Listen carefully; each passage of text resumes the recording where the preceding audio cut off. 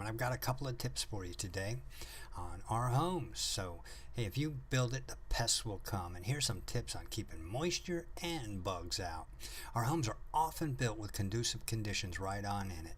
Sometimes we build them ourselves. These lead to moisture problems, which give pests entry to our homes and harborage points. If we can eliminate the moisture, we can eliminate the bugs, even your worst problem. So here's a couple of examples. Siding going right down to grade or cement level or even below is a terrible thing for a home.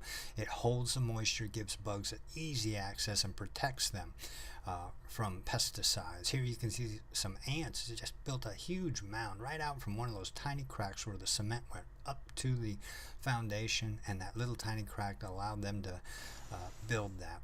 Siding below grade is super terrible. The mulch just holds the moisture in, and the bugs can go in and out at will in the structure, in the walls, you name it.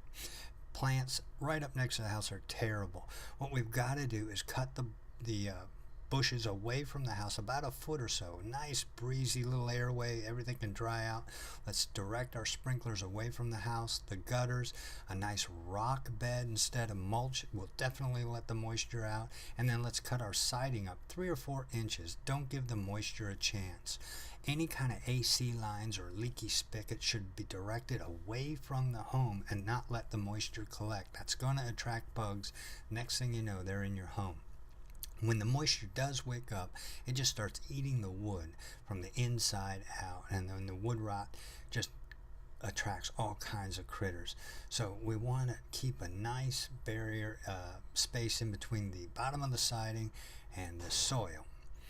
Here we see a home that's constructed with some hollow block, and it transitions into a nice monolithic slab, goes around the corner and becomes a stem wall. We had termites in this garage, and part of the reason was the moisture on the other side of the wall. And you can see where a termite technician at one time had a feeble attempt of trying to rid the home of the pests.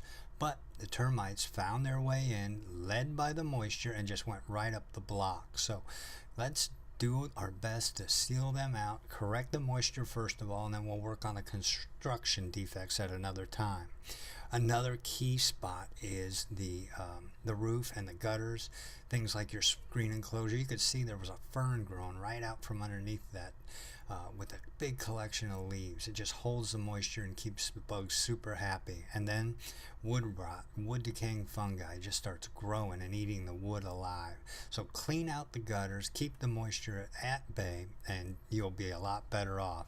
Let's keep the bugs down the street at someone else's house and keep the bug doctor and the other bug men busy down there.